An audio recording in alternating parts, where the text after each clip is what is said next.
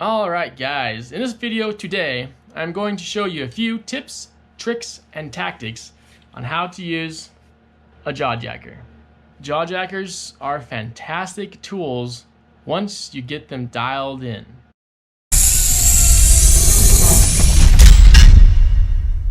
Alright guys, the first thing you need to do is get a proper rod for your jaw jacker. You want something medium to medium heavy with a nice tapered bend to it. See how the bend goes from tip to butt? Everything's bending, giving you lots of power. What you don't want is a rod that has all the flex in the tip and a strong backbone. You lose way too much power in that tip. So make sure, regardless of the length, here's a shorter rod, this is a medium, but see how it's got a nice bend all the way through the rod? Perfect. Jaw jacker makes its own brand of rods. This one here is a medium bait caster rod, 36 inches.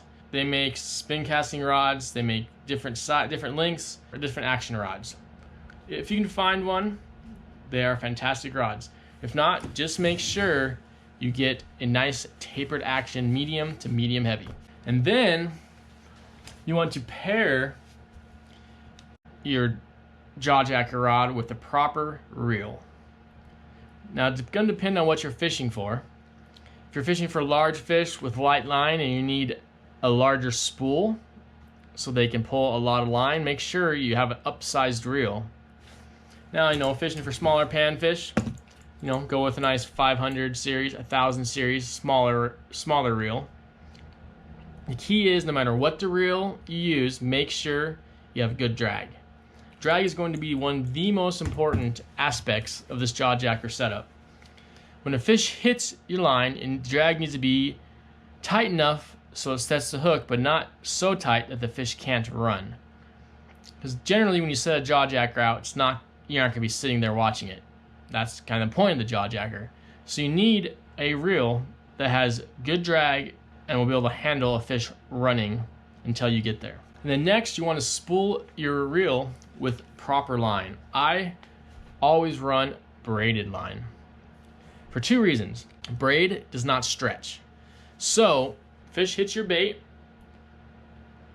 and releases that trigger, all of that power goes into the fish's lip and not into line stretch. And second, there is no memory. So you aren't going to have a bunch of coils going down to the water. It's going to add lag time to that trigger being set. So fish has got to pull all that slack out, tighten that line for that trigger to go. When using braid, you're going to want to use a leader. I prefer fluorocarbon leader. I use 4 pound for panfish and trout, maybe 6 pound. With that fluorocarbon to braided line, I like to tie it with an ALBERTO knot or a double-uni knot. I'll link below to some knot videos to help you out with those knots.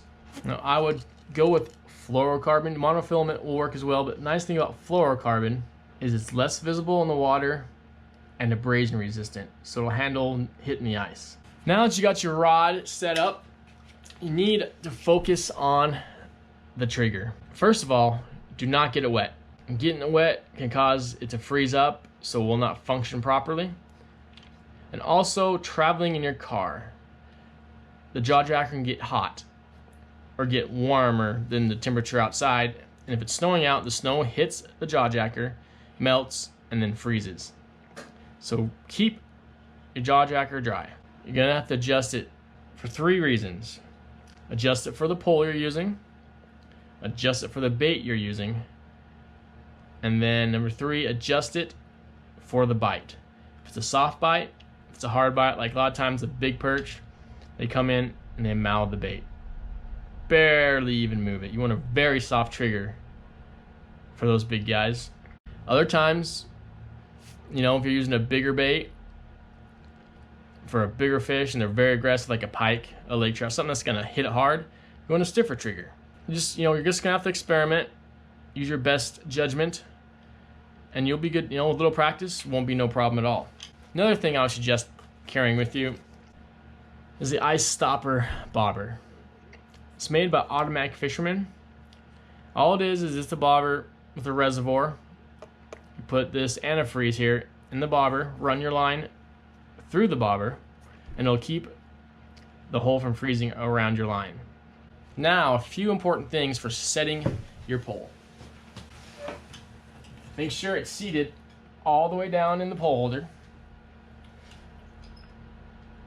What you're looking for with the bend, I like a bend where it's just, tip of the rod is just going back towards the reel, just a little bit, not too much.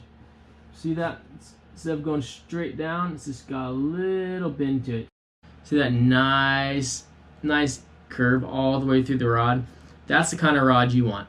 Bend all the way through to generate that power to set the hook. There's a few settings here. You can adjust both on your just sliding distance bar here, as well as right here at the angle of your rod holder. Make sure when you set your jacker up, make sure you lock these legs in place. If you look here, it'll pull out right there and feels pretty stiff.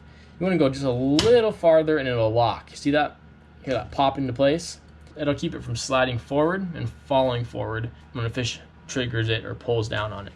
And one more very important thing I'd like to suggest with a jaw jacker is follow a simple rule. First in, last out. You get on the ice, first thing you do, set your jaw jacker. Set it away from where you're going to be fishing. If you're coming on the lake, you get to your area you're going to fish, and you're fishing off to the left, go 50 yards to the right and set your jaw jacker. Get it away from footsteps, get it away from noise, and do not take it out of the water until everything else is packed up. The very last thing you do is pull it out of the water.